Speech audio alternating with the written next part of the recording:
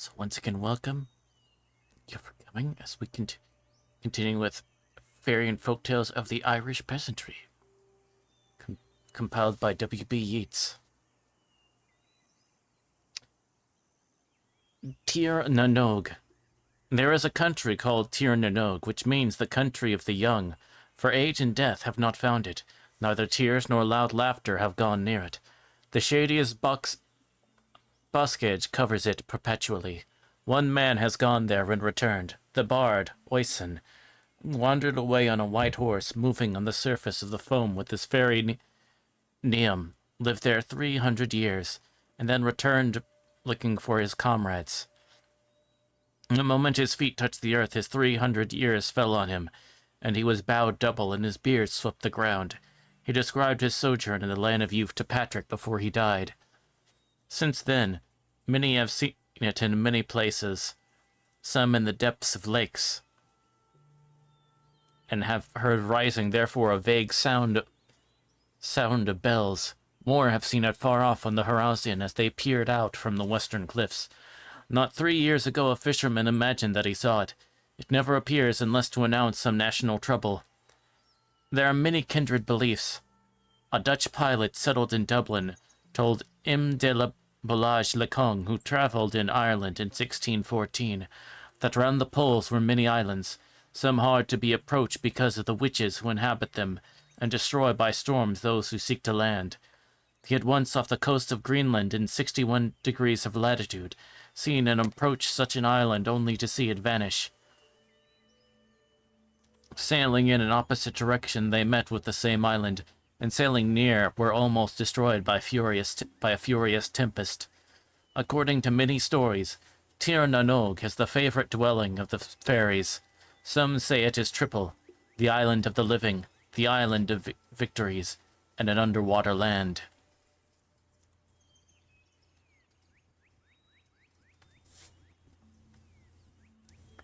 The Legend of O'Donoghue by T. Crofton Croker. In an age so distant that the precise period is unknown, a chieftain named O'Donoghue ruled over the country which surrounds the romantic Balleen, now called the Lake of Killarney. Wisdom, beneficence, and justice distinguished his reign, and the prosperity and happiness of his subjects were their natural results. He is said to have been as renowned for his warlike exploits as for his pacific virtues. And as proof that his domestic administration was not the less rigorous because it was mild, a rocky island is pointed out to strangers, called O'Donoghue's prison, in which this prince once confined his own son for some act of disorder and disobedience. His end, for it cannot correctly be called his death, was singular and mysterious. At one of those splendid feasts for which his court was celebrated, surrounded by the most distinguished of his subjects, he was engaged in a prophetic relation of the events which were to happen in ages yet to come. His auditors listened, now wrapped in wonder, now fired with indignation, burning with shame, or melted into sorrow, as he faithfully detailed the heroism, the injuries, the crimes, and the miseries of their descendants. In the midst of his predictions, he arose slowly from his seat, advanced with a solemn, measured, and majestic tread to the shore of the lake, and walked forward composedly until its unyielding surface. When he had nearly reached the center, he paused for a moment, then, turning slowly round, looked toward his friends, and waving his arms to them with cheerful air of one taking a short farewell, disappeared from their view. The memory of the good Donoghue had been cherished by successive generations with affectionate reverence. It is believed that at sunrise on every May Day morning, the anniversary of his departure, he revisits his ancient domains. A favorite few only are in general permitted to see him, and this good distinction is always an omen of good fortune to the beholders. When it is granted to many, it is a sure token of an abundant harvest, a blessing, the want of which during this prince's reign was never felt by his people. Some years have elapsed since the last appearance of O'Donoghue. The April of that year has been remarkably wild and stormy, but on May morning the fury of the elements had altogether subsided. The air was hushed and still, and the sky, which was reflected in the serene lake, resembled a beautiful but deceitful countenance, whose smiles off after the most tempestuous emotions tempt the stranger to believe that it belongs to a soul which no passion has ever ruffled. The first beams of the rising sun were just gilding the lofty summit of Glenna, when the waters near the eastern shore of the lake became suddenly and violently agitated. Oh.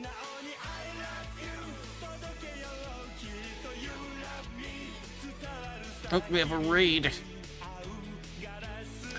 Hey, it's Death Leprechaun. Welcome, welcome, welcome on. Very much for the raid. Welcome, welcome, welcome. Let me see what you were doing. Let me give you a shout out.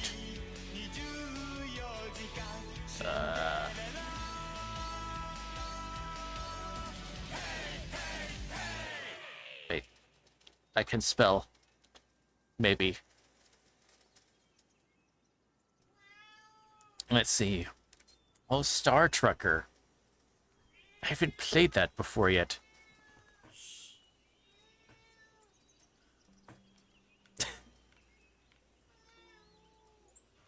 I'm hearing a cat.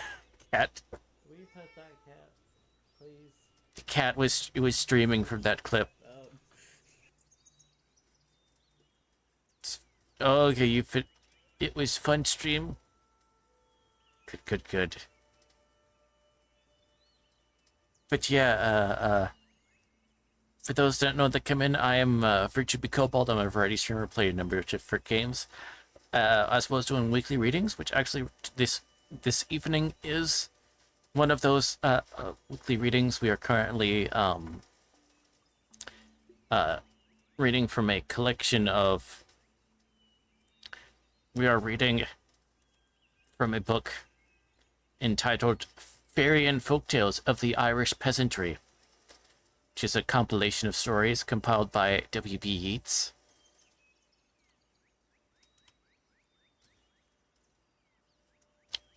So feel free to sit back, relax, enjoy the stories. And once again, thank you so much for the raid. If you need to do any after stream care or whatever, please do so. But thanks again so much. The first beams of the rising sun were just gilding the lofty summit of Glenna, when the waters near the eastern shore of the lake became suddenly and violently agitated, while the rest of its surface lay smooth and still as a tomb of polished marble. The next morning a foaming wave darted forward and like a proud, high-crested war-horse, exulting in his strength, rushed across the lake toward Tumi's mountain. Behind this wave appeared a stately warrior fully armed, mounted upon a milk-white steed. His snowy plume waved gracefully from a helmet of polished steel, and at his back fluttered a light blue scarf. The horse, apparently exulting in his noble burden, sprung after the wave along the water, which bore him up like firm earth, while the showers of spray that glittered brightly in the morning sun were dashed up at every bound. The warrior was O'Donoghue. He was followed by numberless youths and maidens who moved lightly and unconstrained over the watery plain, as moonlit fairies glide through the fields of air. They were linked together by garlands of delicious spring flowers, and they timed their movements to strains of enchanting melodies. Oh yes, no problem, you're very welcome. When O'Donoghue had nearly reached the western side of the lake, he suddenly turned his steed and directed his course along the wood-fringed shores of Glenna, preceded by the huge wave that curled and foamed up as high as the horse's neck, whose fiery nostrils snorted above it. The long train of attendants followed with playful deviations the track of their leader, and moved on with unabated fleetness to their celestial music, till gradually, as they entered the narrow strait between Glenna and Dinas, they became involved in the mists which still partially floated over the lakes, and faded from the view of the wandering beholders. But the sound of their music still fell upon the ear, and echo, catching up the harmonious strains, fondly repeated and prolonged them in soft and softer tones, till the last faint repetition died away, and the hearers awoke as from a dream of bliss.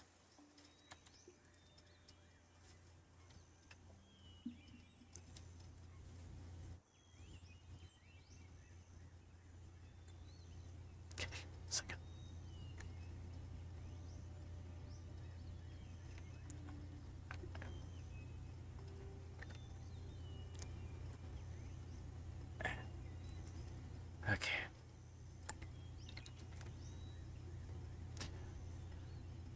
Rent today. Oh, Alagon. This is a wide world, but what will we do in it, or where will we go? Muttered Bill Duty as he sat on a rock by the lake of Killarney. What will we do? Tomorrow's rent day, and Tim the driver swears if we don't pay our rent, he'll count every ha'porth we have, and then, sure enough, there's Judy and myself on the poor growls. We'll be turned out to starve on the high road, for never a halfpenny of rent have I. Oh, and that ever I should live to see this day. Thus did Bill Duty bemoan his hard fate, pouring his sorrows to the reckless waves of the most beautiful of lakes, which seemed to mock his misery as they rejoiced beneath the cloudless sky of a May morning. That lake, glittering in sunshine, sprinkled with fairy isles of rock and verdure, and bounded by giant tills of ever-varying hues, might, with its magic beauty, charm all sadness but despair, for alas, how ill the scene that offers rest, and heart that cannot rest agree. Yet Bill Duty was not so desolate as he supposed. There was one listening to him he little thought of, and help was at hand from a quarter he could not have expected. "What's the matter with you, my poor man?" said a tall, portly-looking gentleman, at the same time stepping out of a furze brake. Now Bill was seated on a rock that commanded the view of a large field. Nothing in the field could be concealed from him, except this furze brake which grew in a hollow near the margin of the lake. He was, therefore, not a little surprised at the gentleman's sudden appearance, and began to question whether the personage before him belonged to this world or not. He, however, soon mustered courage sufficient to tell him how his crops had failed, how some bad member had charmed away his butter, and how Tim the driver.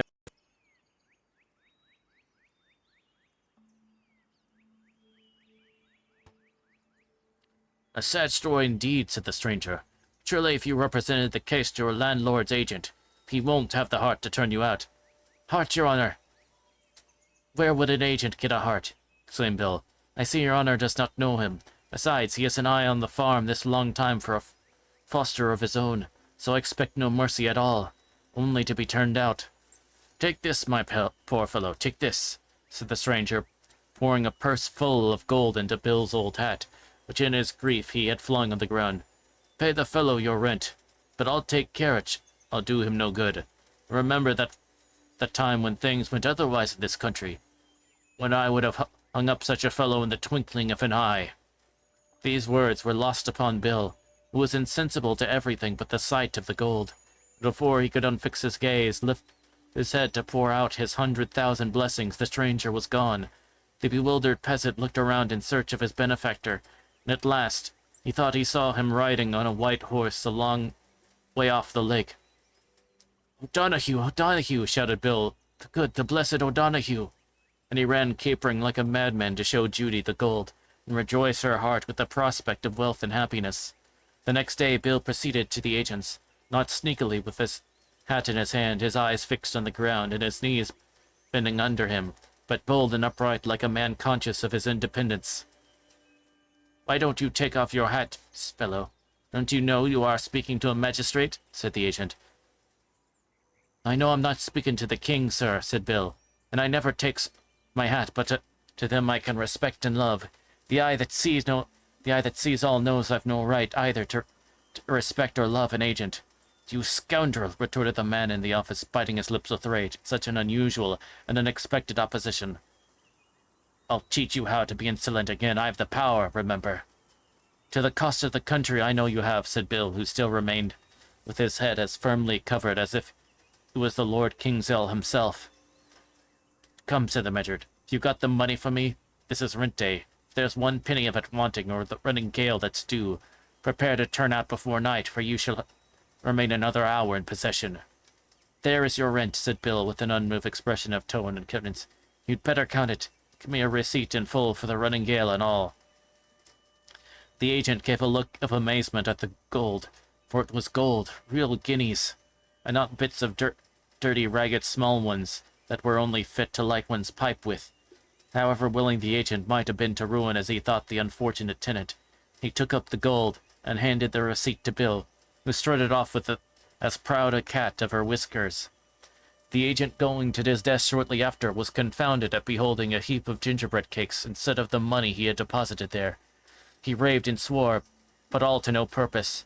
The gold had become gingerbread cakes, just marked like the guineas, with the king's head, and Bill had the receipt in his pocket, so he saw there was no use in saying anything about the affair, as he would only get laughed at for his pains.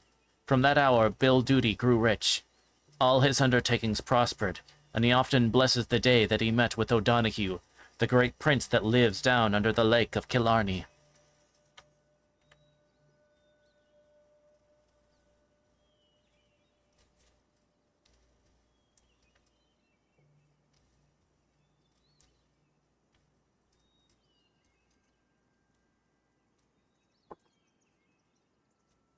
Loughley, Lake of Healing. "Do you see that bit of a lake?" said my companion, turning his eyes towards the acclivity that overhung Loughley. "Troth, and as little as you think of it, and as ugly as it looks with its weeds and its flags, it is the most famous one in all Ireland. Young and old, rich and poor, far and near, have come to that lake to get cured of all kinds of scurvy and sores. The Lord keep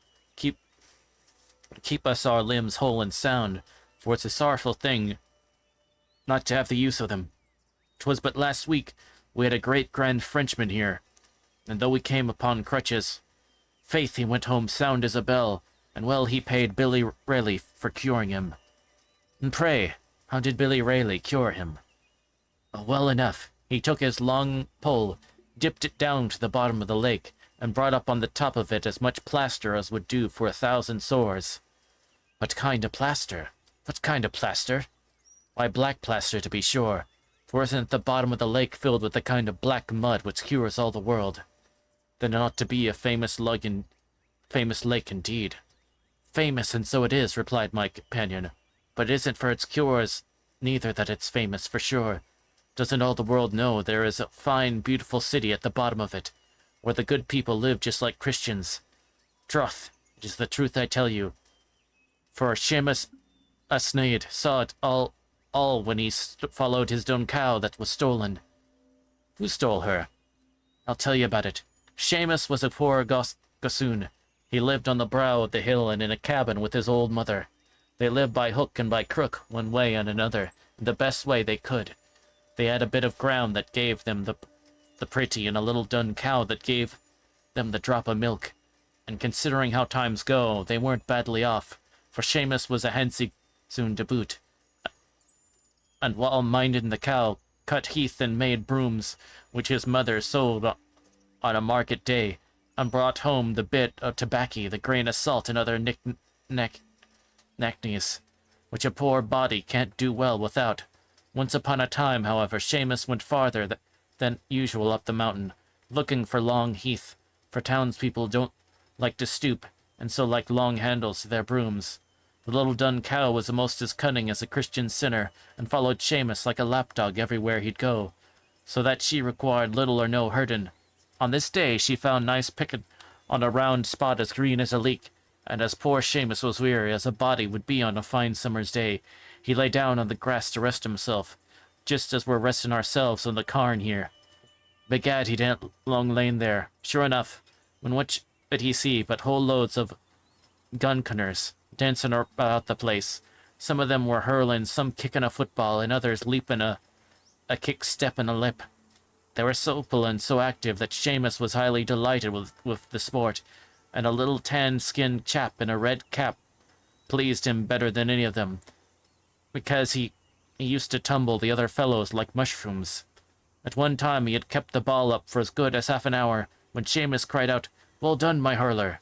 The word wasn't well out of his mouth when whap went the ball on his eye, and flash went the fire. Poor Seamus thought he was blind, and roared out, "Mille murder!" But the only thing he heard was a loud laugh. "Cross o' Christ about us," says he to himself, "What's is this for?" And after rubbing his eyes, they came to a little, and he could see the sun in the sky, and by he could see everything but his cow and the mischievous gunconers. They were gone to their reth or moat, but where was the little dun cow? He looked, and he might have looked from that day to this. because she wasn't to be found, and good reason why the Gunconers took her away with them. Seamus Sneed, however, didn't think so, but ran home to his mother. "Where is the cow?" Seamus asked the old woman. "Musha, bad luck to her," said Seamus. "I don't know where she is." "Is that an answer, you big blackguard, for the likes of you to give your poor old mother?" said she. "Ouch, musha," said Seamus. "I don't kick up such a bolos about nothing. The old cow is safe enough. I'll be bail some place or other, though I could find her if I put my eyes upon Kippins. Speaking of eyes, faith, I had very good luck on my side, or I'd never a one to look after her." "Why, what happened to your eyes?" asked the old woman. "Didn't the Gulkiners, the Lord save us from all hurt and harm, drive their hurling ball into them both? And sure I was stone blind for an hour." "And may be," said the mother, "the good people took our cow?"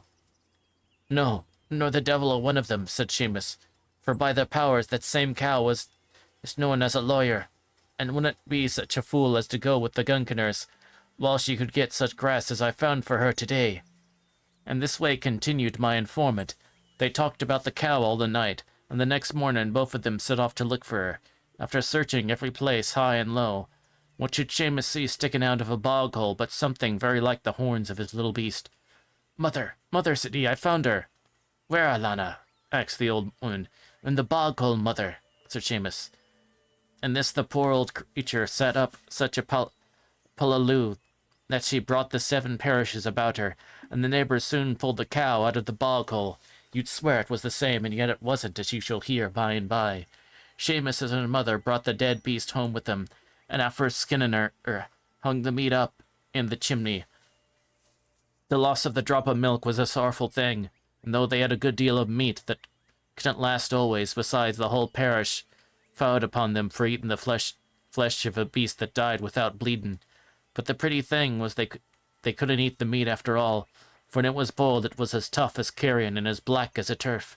You might as well think of sinking your teeth into an oak plank as into a piece of it, and then you'd want to sit a great piece from the wall for fear of knocking your head against it when pulling it through your teeth. At last, in a long run, they were forced to throw it to the dogs, but the dogs wouldn't smell to it, and so it was thrown into the ditch where it rotted. This misfortune cost poor Seamus many a salt tear, for he was now obliged to work twice as hard as before, and be out cutting heath on the mountain late and early. One day, he was passing by this cairn with a load of brooms on his back, when what should he see but the little dun cow and 2 red-headed fellows herding her. "That's my mother's cow," said Seamus. "No, it is not," said one of the chaps. "But I say it is," said Seamus, throwing the brooms on the ground and seizing the cow by the horns, and that the red fellows drove her as fast as they could to this steep place. With one leap she bounced over, with Seamus stuck fast to her horns. They made only one splash in the lough, when the waters closed over him and they sunk to the bottom. The Seamus thought all was over with him. He found himself before a most elegant palace built with jewels and all manner of fine stones, though his eyes were dazzled with the splendor of the place. Faith, he had gumption enough not to let his halt, but in spite of all they could do, he held his little cow by the horns. He was axed into the palace, but wouldn't go. The hubbub at last grew so great that the doors flew open, and out walked 100 ladies and gentlemen as fine as any in the land. "What does this boy want?" asked one of them, who seemed to be the master. "I want my mother's cow," said Seamus. "That is not your mother's cow," said the gentleman. "Bethershin," cried Seamus. "Don't I know her as well as I know my right hand?" "Where did you lose her?" asked the gentleman. So Seamus up and told him all about it, when he was on the mountain, how he saw the good people hurling, how the ball was knocked in his eye, and his cow was lost.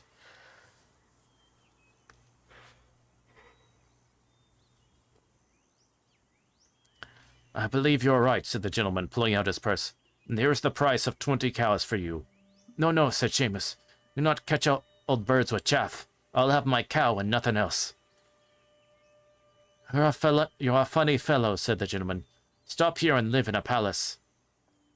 "I'd rather live with my mother." "Foolish boy," said the gentleman. "Stop here and live in a palace. I'd rather live in my mother's cabin." Here you can walk through gardens loaded with fruit and flowers. I'd rather, said Seamus, be cutting heath on the mountain. Here you can eat and drink of the best. Since I've got my cow, I can have milk once more with the Praties. Oh, cried the ladies gathering round him. Sure you wouldn't take away the cow that gave us milk for... Surely you wouldn't take away the cow that gives us milk for our tea. Oh, said Seamus. My mother wants milk as bad as anyone, and she must have it. So there is no use in your palaver. I must have my cow. With this they all gathered round him, and offered him bushels of gold, but he wouldn't have anything but his cow. Seeing him as obstinate as a mule, they began to thump and beat him, but still he held fast by the horns, till at length a great blast of wind blew him out of the place. In a moment he found himself and the cow standing on the side of the lake, the water of which looked as if it hadn't been disturbed since Adam was a boy, and that's a long time since. Well, Seamus drove home his cow, and right glad his mother was to see her, but the moment she said, God bless the beast, she sunk down like the breech of a turf rick. That was the end of Seamus's doon cow. And sure, continued Mike, mancing up, it's now time for me to look after my brown cow, and God send the gunners haven't taken her. Of this I assured him there could be no fear, and so we parted.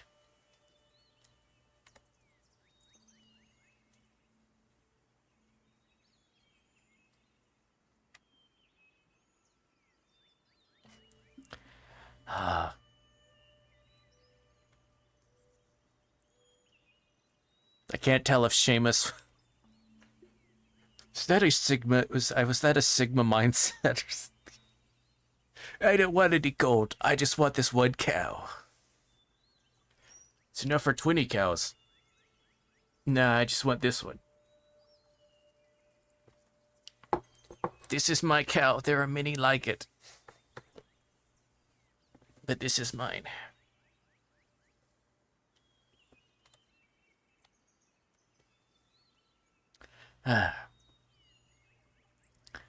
High Brasail, the Isle of the Blessed, by Gerald Griffin. On the ocean that hollows the rocks where ye dwell, a shadowy land has appeared as they tell. Men thought it a region of sunshine and rest, and they called it High Brasail, the Isle of the Blessed.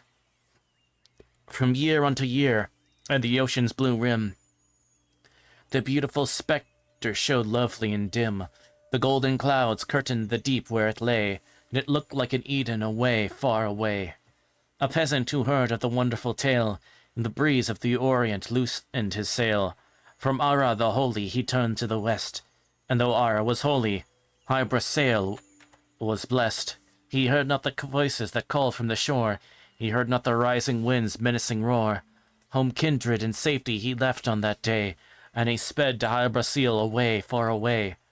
Morn rose on the deep in that shadowy isle, o'er the faint rim of distance reflected its smile. None burned on the wave, and that shadowy shore seemed lovely distant and faint as before. Lone evening came down on the wanderer's track, and to Ara again he looked timidly back. Well, far on the verge of the ocean it lay, yet the isle the blessed was away, far away. Rash dreamer, return! O ye winds of the main, bear him back to his own peaceful Ara again. Rash fool! For a vision of fanciful bliss, to barter thy calm life of labor and peace. The warning of reason was spoken in vain. He never revisited Ara again. Night fell on the deep amidst tempest and spray, and he died on the waters away, far away.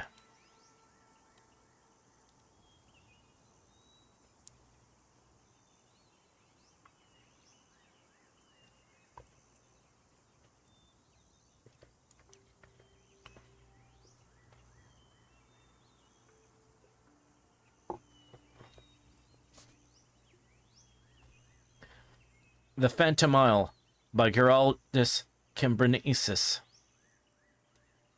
Among the other islands is one newly formed, which they call the Phantom Isle, which had its origins in this manner.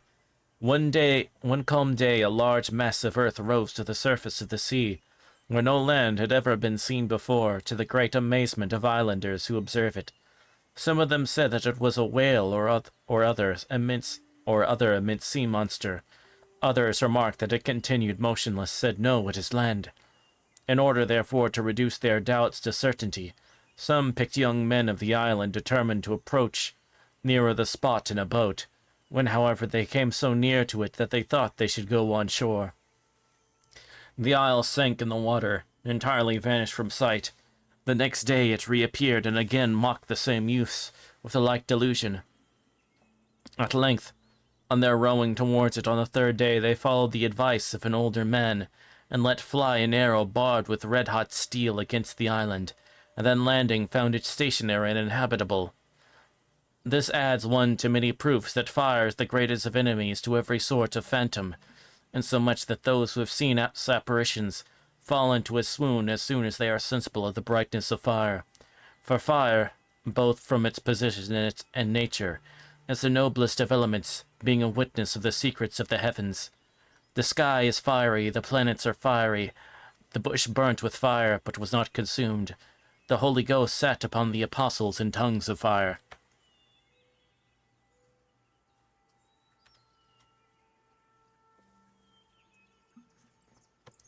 Saints and priests. Everywhere in Ireland are the holy wells. People, as they pry by them, make little piles of stones that will be counted as the last day and the prayers reckoned up. Sometimes they tell stories. These following are their stories. They deal with old times, whereof King Alfred of Northumberland wrote, "I found in Isfale the fair in Ireland while in exile there, women of worth both grave and gay men, many clerics and many laymen. Gold and silver I found in money, plenty of wheat and plenty of honey. I found God's people rich in pity, found many a feast and many a city." There are no martyrs in the stories. That ancient chronicler Geraldus taunted the Archbishop of Cashel because no one in Ireland had received the crown of martyrdom.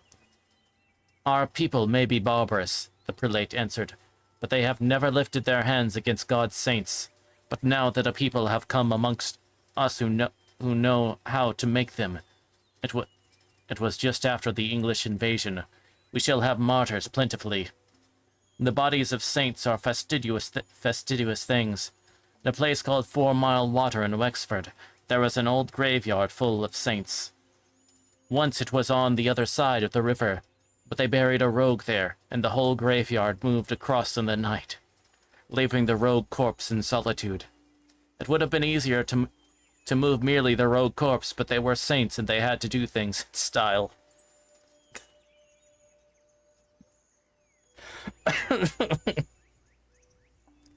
Okay, that was funny. Oh gosh.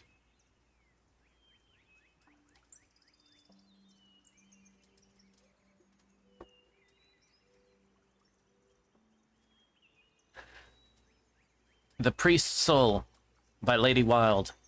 In former days there were great schools in Ireland, where every sort of learning was taught to the people, and even the poorest had more knowledge at that time than many a gentleman has now.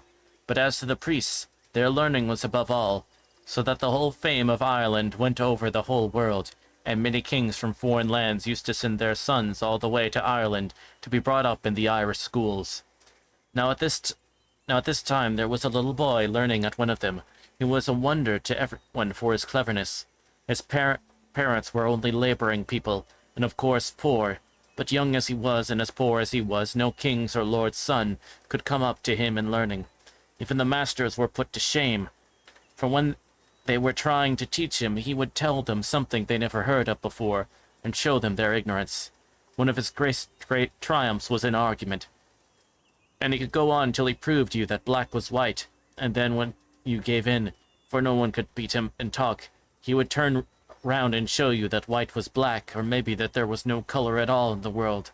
When he grew up, his poor father and mother were so proud of him that they resolved to make him a priest, which they did at last, though they nearly starved themselves to get the money. Well, such another learned man was not in Ireland, and he was as great in argument as ever, so that no one could stand before him. Even the bishops tried to talk to him, but he showed them at once they knew nothing at all.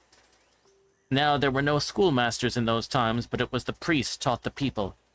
And as this man was the cleverest in all Ireland, all the foreign kings sent their sons to him, as long as he had house room to give them. So he grew very proud and began to forget how low he had been, and worst of all, even to forget God who had made him what he was. And the pride of arguing got hold of him, so that from one thing to another he went on to prove that there was no purgatory, and then no hell, and then no heaven, and then no God, and at last that men had no souls, but were no more than dogs, or were no more than a dog or a cow.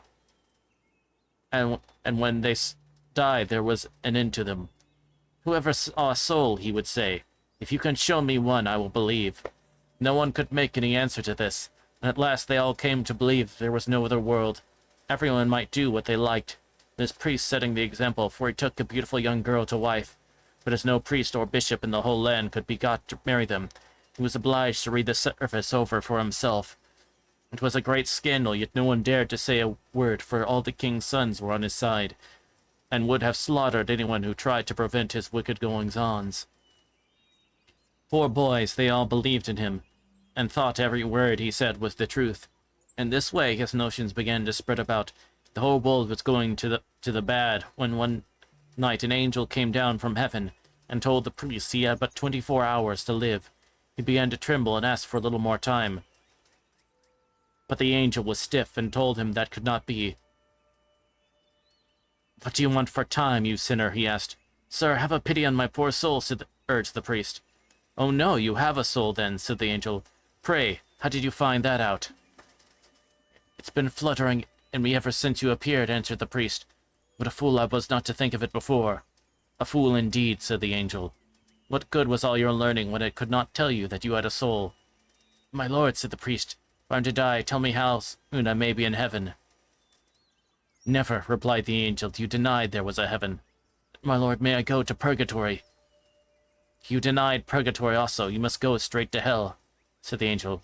"But my lord, I denied hell also," answered the priest. "So you can't send me there either." The angel was a little puzzled. "Well," said he, "I'll tell you what I can do for you. You may either live now on earth for 100 years, enjoying every pleasure, and then be cast into hell forever. Or you may die in 24 hours in the most horrible torments and pass through purgatory, there to remain till the day of judgment. If only you can find some one person that believes, and through his belief mercy you'll be vouchsafed to you and your soul will be saved." The priest did not take 5 minutes to make up his mind. "I will have death in 24 hours, he said, so that my soul may be saved at last." On this the angel gave him directions as to what he was to do and left him. Then immediately the priest entered the large room where all the scholars and the king's sons were seated and called him out. "Now, tell me the truth, and let none fear to contradict me. Tell me, what is your belief? Have men souls?" "Master," they answered, "once we believed that men had souls, but thanks to your teaching we believe so no longer. There was no hell and no heaven and no God. This is our belief, for it is thus you taught us." Then the priest grew pale with fear and cried out, "Listen, I taught you a lie. There is a God, and man has an immortal soul. I believe now all I denied before." But the shouts of laughter that rose up drowned the priest's voice, for they thought he was only trying them for argument. "Prove it, master," they cried, "prove it. Who has ever seen God? Who has ever seen the soul?" The room was stirred with their laughter. The priest stood up to answer them, but no word could he utter. All his eloquence, all his power of argument had gone from him, and he could do nothing but wring his hands and cry, "There is a God, there is a God, Lord, have mercy on my soul." They all began to mock him and repeat his own words that he had taught them. "Show him to us, show us your God," and he fled from them, groaning with agony, for he saw that none believed, and how then could his soul be saved? But he thought next of his wife. "She'll believe," he said to himself. "Women never give up God." And he went to her, but she told him she believed only what he taught her, and that a good wife should believe in her husband first and before above all things in heaven and earth. Then despair came on him, and he rushed from the house and began to ask everyone he met if they believed. But the answer came from one and all, "We believe only what you have taught us," for his doctrine had spread far and wide throughout the country. Then he grew half mad with fear, for the hour was passing, and he flung himself down on the ground in a loathsome spot, and wept and groaned in terror, for time was coming fast when he must die.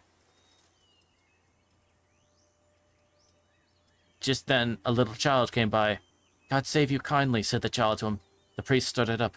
Do you believe in God? He asked. Come from a far country to learn about him, said the child. The honor direct me to the best school they have in these parts. The best school and the best teacher is close by, said the priest, and he named himself. Oh no, not to that man, answered the child, for I'm told he denies God and heaven and hell. For that man has a soul because he cannot see it, but I would soon put him down. The priest looked at him earnestly. How? He inquired. Why, said the child, I would ask him if he believed he had life to show me his life. But he could not do that, my child, said the priest. Life cannot be seen. We have it, but it is invisible. And if we have life, though we cannot see it, we may also have a soul, though it is invisible, answered the child. The priest heard him speak these words. He fell down to his knees before him, weeping for joy, for now he knew his soul was safe. He had met one at last that believed, and he told the child his whole story. All his wickedness and pride and blasphemy against the great God, and how the angel had come to him, told him of the only way in which he could be saved, through the faith and prayers of someone that believed. Now then, he said to the child, pick this penknife and strike it into my breast.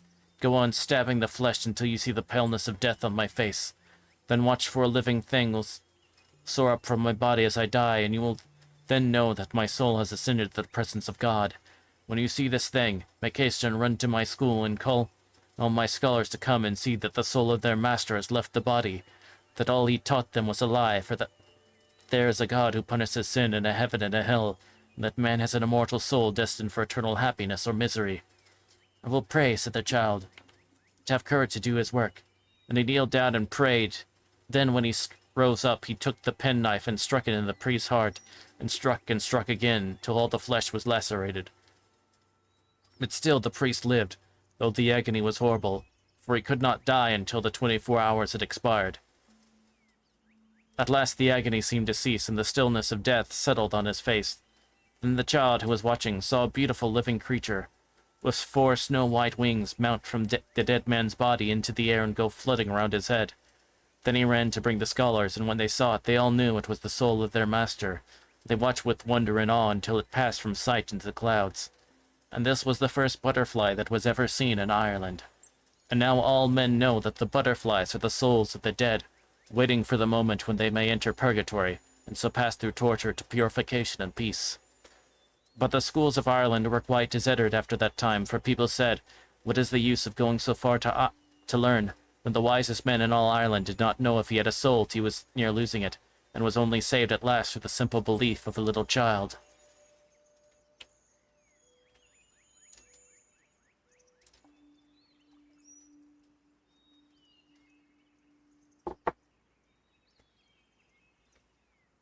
The Priest of Collooney, W.B. Yeats. Good Father John O'Hart in penal days wrote out to a Shoneen and his freelands with his snipe marsh and his trout. In trust took he John's lands, slivens were all his race, and he gave them as dowers to his daughters, and they married beyond their place. But Father John went up, and Father John went down, and he wore small holes in his shoes, and he wore large holes in his gown. All loved him, only the Shoneen whom the devils have by the hair, from their wives and their cats and their children to the birds in the white of the air. The birds, for he opened their cages, so he went up and down, and he said with a smile, have peace now, and went his way with a frown. But if when anyone died came keeners hoarser than rooks, he bade them give over their keening, for he was a man of books. And these were the works of John, when weeping score by score people came into Collooney, for he died at 94.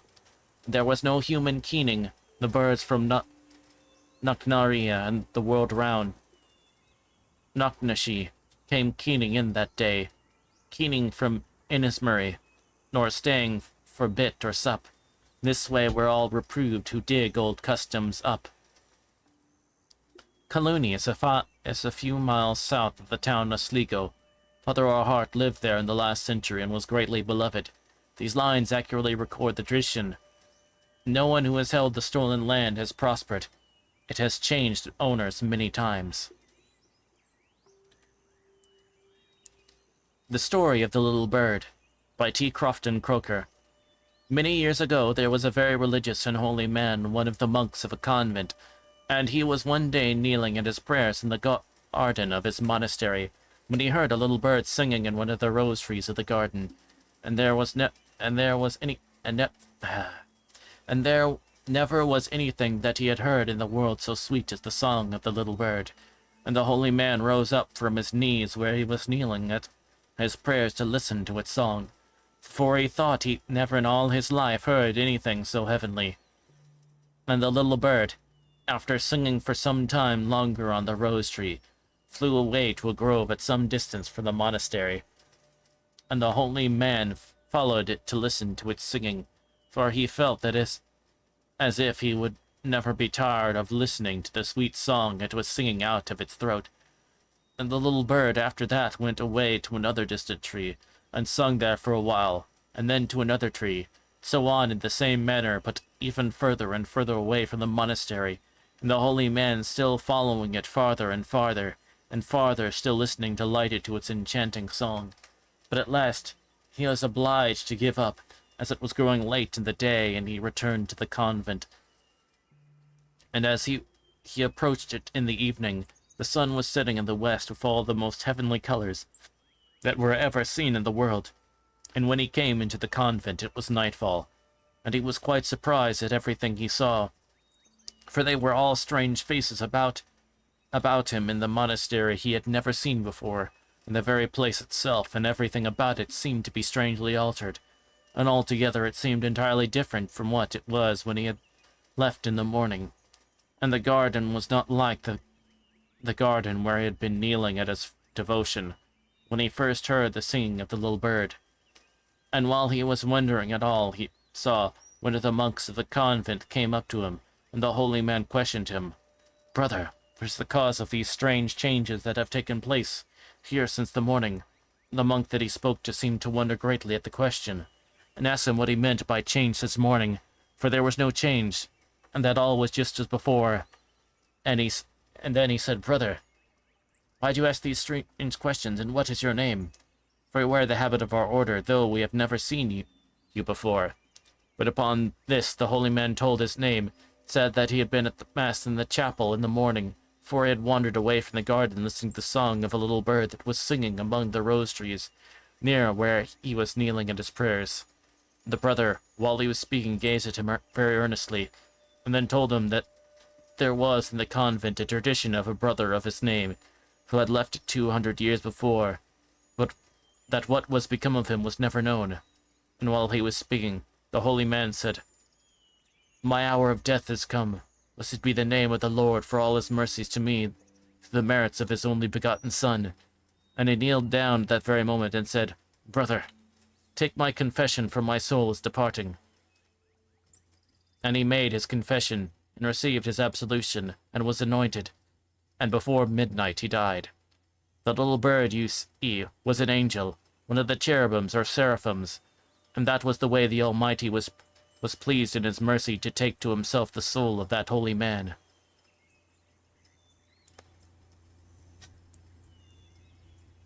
Conversion of King Lohair's daughters. Once when Patrick and his clerics were sitting beside a well in the Rath of Crohan, with books open on their knees, they saw coming towards them the two young daughters of the king of Connaught. 'Twas early morning, and they were going to the well to bathe. The young girl said to Patrick, "Whence are ye, and whence come ye?" And Patrick answered, "It were better for you to confess to the true God than to inquire concerning our race." "Who is God?" said the young girls. "And where is God? Of what nature is God? And where is his dwelling? Has your God sons and daughters, gold and silver? Is he everlasting? Is he beautiful? Did Mary foster a son, or his daughters dear and beauteous to men of the world? Is he in heaven or on earth, in the sea, in the rivers, in mountain places and valleys?" Patrick answered them, and made known who God was, and they believed and were baptized, and a white garment put upon their heads. And Patrick asked them, would they live on, or would they die and behold the face of Christ? They chose death, and died immediately, and were buried near the well Clebec. King O'Toole and His Goose by S. Lover. By Gore, I thought all the world far and near heard of King O'Toole. Well, the darkness of mankind is untellable. Sir, you must know, as you didn't hear it before, that there was a king called King O'Toole, who was a fine old king in the old ancient times long ago. It was him that owned the churches in the early days. The king, you see, was the right sort. He was the rail boy and loved sport as he loved his life, and hunting in particular. From the rising of the sun up he got, and away he went over the mountains, pant after the deer, and the fine times them were. Well, it was all mighty good as long as the king had his health. But you see, in course of time, the king grew old. By reason he was stiff in his limbs, and when he got stricken in years, his heart failed him, and he was lost entirely for want of diversion, because he couldn't go hunting any longer. By dad, the poor king was obliged at last to get a goose to divert him. You may laugh if you like, but it's truth I'm telling you, and the way the goose diverted him was this-a-way. You see, the goose used to swim across the lake and go diving for trout, and catch fish on a Friday for the king, and flew every other day around the lake, diverting the poor king. All went on mighty well, until, by dad, the goose got stricken in years after, like her master, and couldn't divert him no longer. And then it was the poor king was lost in plate. The king was walking morning by the edge of the lake, lamenting his cruel fate, and thinking of drowning himself, that could get no diversion in life, when all of a sudden, turning round the corner round, who should he meet but a mighty decent young man coming up to him. "God save you," said the king to the young man. "God save you kindly, King O'Toole," said the young man.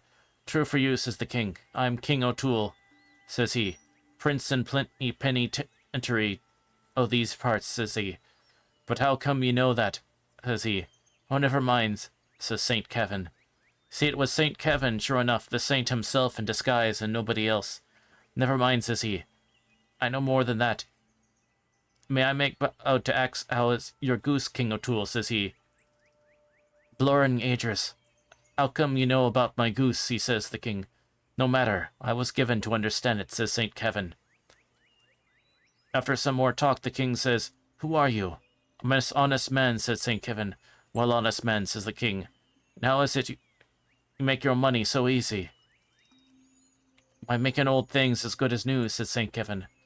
"Is it a tinker you are?" says the king. "No," says the saint. "No tinker by trade, King O'Toole. I've a better trade than a tinker," says he. "What would you say if I made your old goose as good as new?"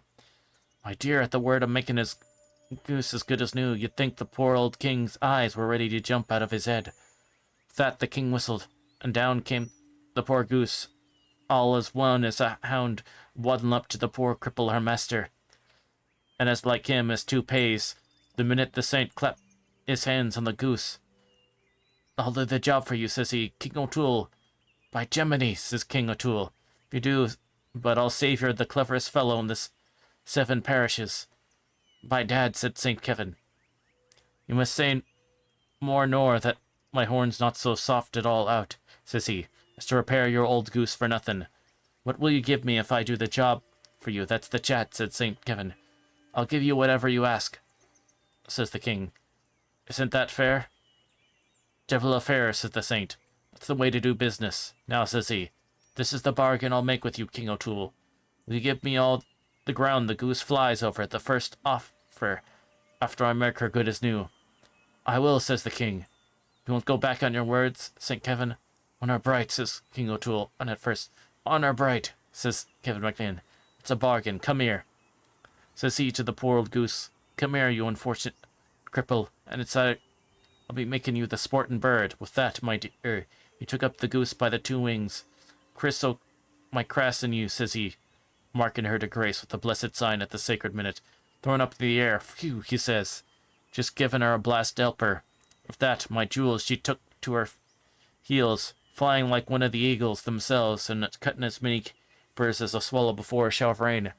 My dear, it was a beautiful sight to see the king standing with his mouth open, looking at this poor old goose flying as light as a lark, and better nor ever she was. When she lit at his fate, patted her on the head. My Vernine, says he, but you are the darling of the world. What do you say to me, St. Kevin, for making her the like? My gore, says the king. I say nothing beats the art of man bearing the bees. And do you say no more than that, Kevin? Said St. Kevin. That I'm beholden to you, says the king. But will you give me all the ground the goose flew over, says St. Kevin. I will, says King O'Toole. And you're welcome to it. Though it's the last acre I have to give. But you'll keep your word true, said the saint. As true as the sun, says the king. It's well for you, King O'Toole, that you said that word, says he. For if you didn't say the word, the devil receive the bit o' your goose I'd ever fly again. The king was as good as his word. St. Kevin was pleased with him. And then it was that he made himself known to the king. And says he, King O'Toole, you're a decent man, for I only came here to try you. You don't know me, says he, because I'm disguised. Monsieur, says the king, who are you? I'm St. Kevin, as the saint blessed himself. Queen of Heaven, said the king, making the sign of the cross between his eyes, falling down on his knees before the saint. Is it the great St. Kevin, says he, that I've been discoursing all this time without knowing it, says he, all as one's, as if he was a lump of gossoon. So you're a saint, says the king. I am, says St. Kevin. By gore, I thought I was only talking to a decent boy, says the king. Well, you know, the different now, says the saint. I'm St. Kevin, says he, the greatest of all the saints. And so the king had his goose as good as new, to divert him as long as he lived, and the saint supported him after he came into his property, as I continue unto the day of his death. And that was soon after, for the poor goose thought he was catching a trout one Friday. By my jewel, it was a mistake he made. Instead of a trout, it was a thieving horse seal, and by gore, instead the goose killing a trout for the king's supper. My dad, the eel, killed the king's goose. Small blame to him, for he didn't ate her, because he daren't ate what St. Kevin laid his blessed hands on. The Devil. The Demon Cat, by Lady Wilde. There was a woman in Conmara, the wife of a fisherman, as he had always good luck. She had plenty of fish at all times stored away in the house ready for market, but to her great annoyance she found that a great cat used to come in at night to devour all the best and finest fish. So she kept a big stick with her and determined to watch. One day, as she and a woman were spinning together, the house suddenly became quite dark, and the door was burst open as it was by the blast of the tempest, when in walked a huge black cat, who went straight up to the fire and then turned around and growled at them. Surely this is the devil, said a young girl. It was by certain fish. I'll teach you how to call me names, said the cat, and jumping at her, he scratched her arm till the blood came. There now, he said, you'll be more civil another time when a gentleman comes to see you. With that, he walked over to the door and shut it close to prevent any of them going out, for the poor young girl, while crying loudly from fright and pain, had made a desperate rush to get away. Just then a man was going by, and hearing the cries, he pushed open the door and tried to get in, but the cat stood on the threshold and would let no one pass. On this, the man attacked him with his stick and gave him a sound blow.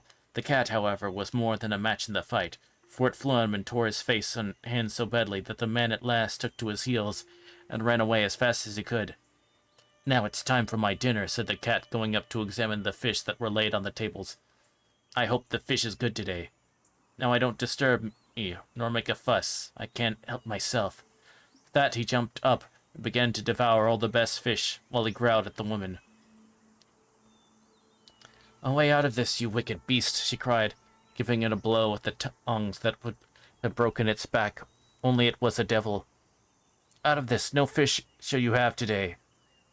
But the cat only grinned at her, and went on tearing and spoiling and devouring the fish, evidently not a bit the worse for the blow. On this both the women attacked it with sticks, and struck hard blows enough to kill it, on which the cat glared at them, and spit fire, then making a lip, it tore their heads and arms till the blood came, and the frightened women rushed shrieking from the house. But presently the mistress returned, carrying with her a bottle of holy water, and looking in she saw the cat still devouring the fish, and not minding, so she crept over quietly and threw holy water on it without a word, No sooner was this done than a dense black smoke filled the place, in which nothing was seen but the two red eyes of the cat burning like coals of fire. Then the smoke gradually cleared away, and she saw the body of the creature burning slowly till it became shriveled and black like a cinder, and finally disappeared. And for that time the fish remained untouched and safe from harm, for the power of the evil one was broken, and the demon cat was seen no more.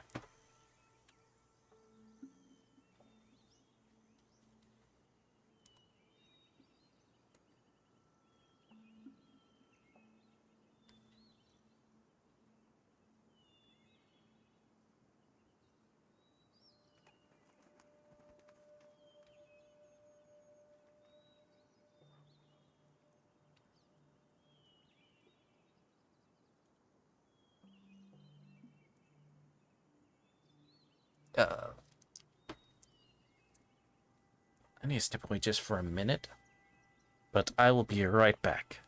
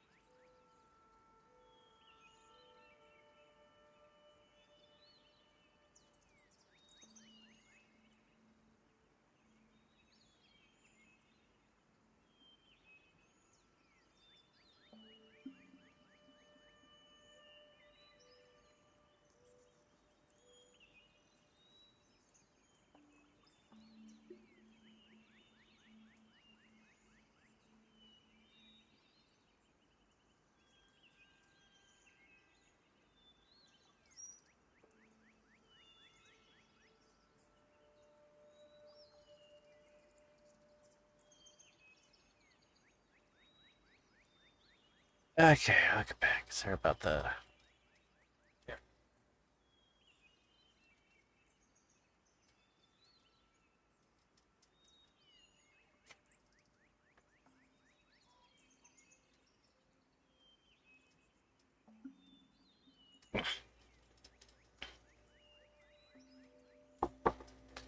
The Long Spoon by Patrick Kennedy. The Devil and the Hearth Money Collector for Bantry set out one summer morning to decide a bet which they made the night before over a jug of punch.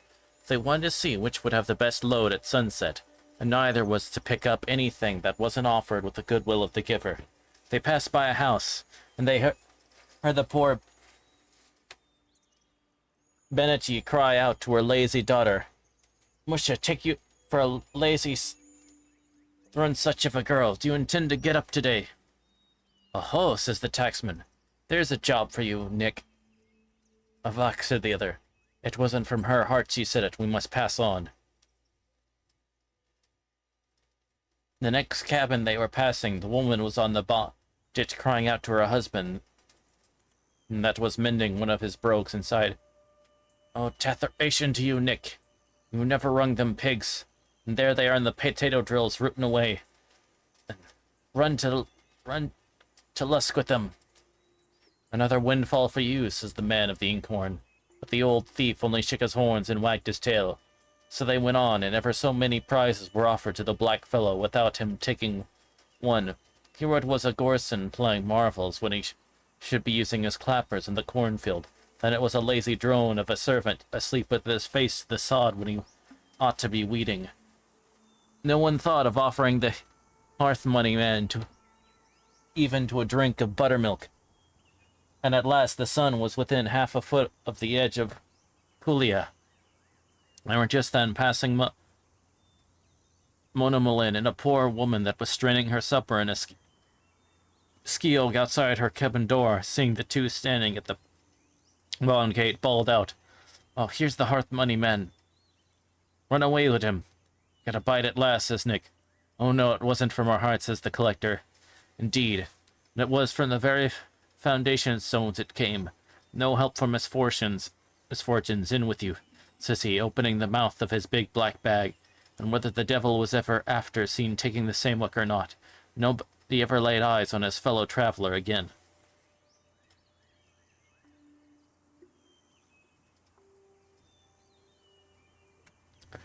The Countess by Kathleen O'Shea. A very long time ago, there suddenly appeared in old Ireland 2 unknown merchants of whom nobody ever heard, and who were nevertheless spoke the language of the country with the greatest perfection. Their locks were black, and bound round with gold, and their garments was of rare magnificence.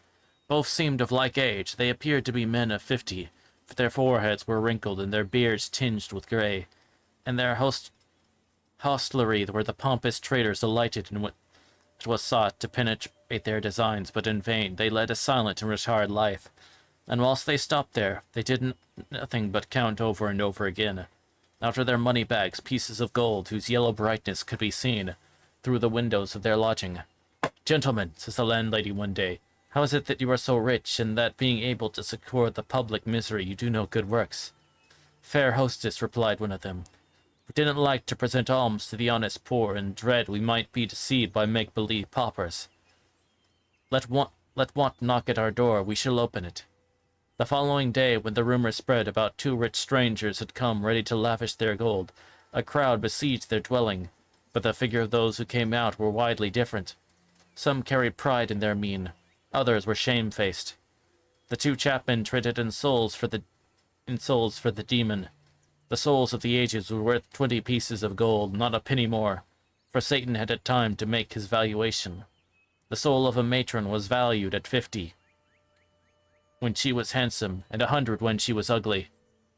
The soul of a young maiden fetched an extravagant sum. The freshest and purest flowers are the dearest. At that time there lived in the city an angel of beauty, the Countess Kathleen O'Shea. She was the idol of the people and the providence of the indigent.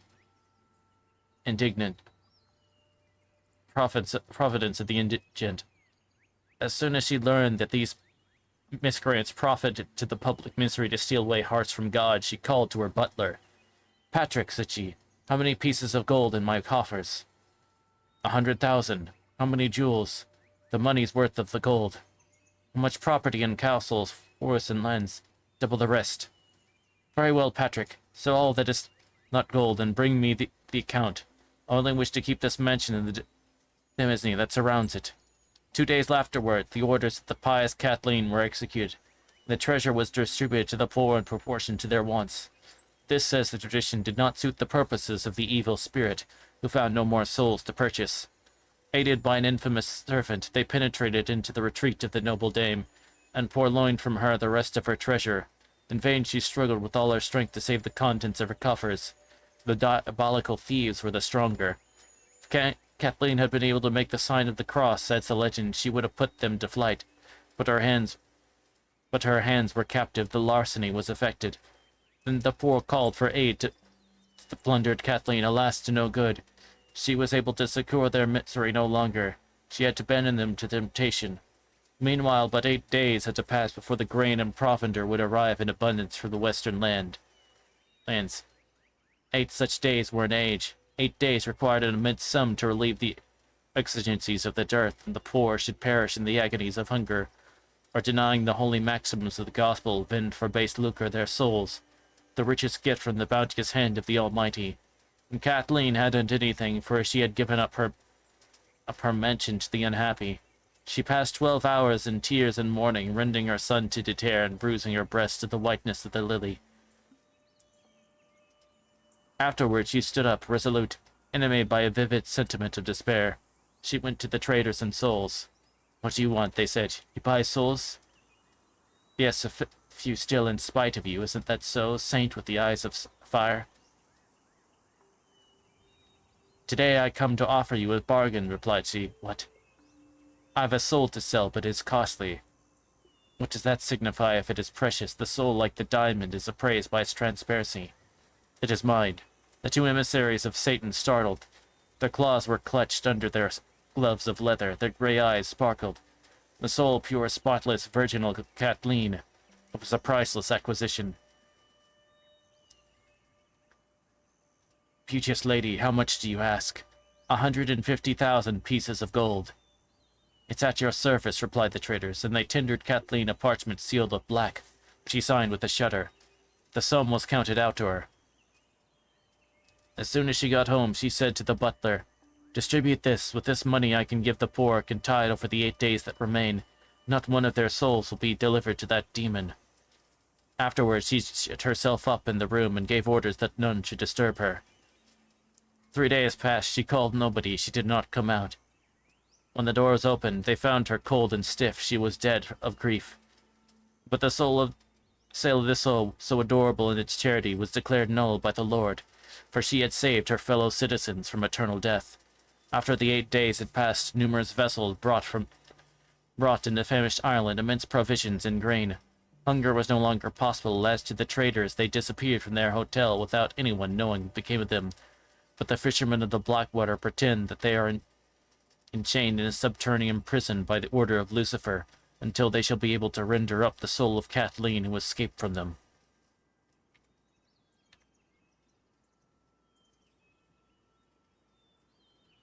The Three Wishes by W. Carleton. In ancient times there lived a man called Billy Dawson, and he was known to be a great rogue. They say he was descended from the family of the Dawsons, which was the reason, I suppose, of his carrying their name upon him. Billy in his youthful days was the best hand at doing nothing in all Europe. Devil immortal could come next or near him at idleness, and in consequence of his great practice that way, you may be sure that if any man could make a fortune by it, he would have done it. Billy was the only son of his father, barring 2 daughters, but they having nothing to do with the story I'm telling you. Indeed, it was kind father and grandfather for Billy to be handy at knavery, as well as at the idleness. For it is well known that not one of the blood ever did an honest act except with a roguish intention. In short, they were altogether a decent connection, and a credit to the name. As for Billy, all the villainy of the family both plain and ornamental, came down to him by way of legacy, for it so happened that the father, in spite of all his cleverness, had nothing but his roguery to leave him. Billy, to do him justice, improved the fortune he got. Every day advanced him farther into dishonesty and poverty, until at the long run he was acknowledged on all hands to be the completest swindler and the poorest vagabond in the whole parish. Billy's father, in his young days, had often been forced to acknowledge the inconvenience of not having a trade, in consequence of some nice point in law called the Vagrant Act, that sometimes troubled him. On this account, he made up his mind to give Bill an occupation, and he accordingly bound him to a blacksmith. But whether Bill was to live or die by forgery was a puzzle to his father, though the neighbors said that both was most likely. At all events, he was put apprentice to a smith for 7 years, and a hard card his master had to play in managing him. He took the proper method, however, for Bill was so lazy and roguish that it would vex a saint to keep him in order. "Bill," says his master on one day, that he had been setting himself about the ditches instead of minding his business. "Bill, my boy, I'm vexed to the heart to see you in such a bad state of health. You're very ill with that complaint called an all-overness. However," says he, "I think I can cure you. Nothing will bring you about but 3 or 4 sound doses every day of a medicine called the oil o' the hazel. Take the first dose now," says he. And he immediately banged him with the hazel cudgel until Bill's bones ached for a week afterwards. "If you were my son," says his master, "I'd tell you that as long as I could get a piece of advice growing convenient in the hedges, I'd have you a different youth from what you are. If working was a sin, Bill, not an innocenter boy, ever broke bread than you would be. Good people scarce, you think, but however that may be, I throw it out as a hint that you must take your medicine till you're cured, whenever you happen to get unwell in the same way." From this out, he kept Bill's nose to the grinding stone, and whenever his complaint returned, he never failed to give him a hearty dose for his improvement. In the course of time, however, Bill was his own man and his own master, but it would puzzle a saint to know whether the master or the man was the more precious youth in the eyes of the world. He immediately married a wife, and devil a doubt of it, but if he kept her in whiskey and sugar, she kept him in hot water. Bill drank and she drank. Bill fought and she fought. Bill was idle and she was idle. Bill whacked her and she whacked Bill. If Bill gave her one black eye, she gave him another, just to keep herself in countenance. Never there was a blessed pair so well met, and a beautiful sight it was to see them both at breakfast time, blinking at each other across the potato basket, Bill with his right eye black and she with her left. In short, they were the talk of the whole town, and to see Bill of a morning staggering home drunk, his shirt sleeves rolled up on his smutted arms, his breast open in an old tattered leather apron, with one corner tucked up under his belt, singing 1 minute and fighting with his wife the next, she reeling beside him with the discolored eye, as aforesaid, a dirty ragged cap on one side of her head, a pair of Bill's old slippers on her feet, a squalling child on her arm, now cuffing and bragging Bill, and again kissing and hugging him. Yet it was a pleasant picture to see this lovely pair in such a state.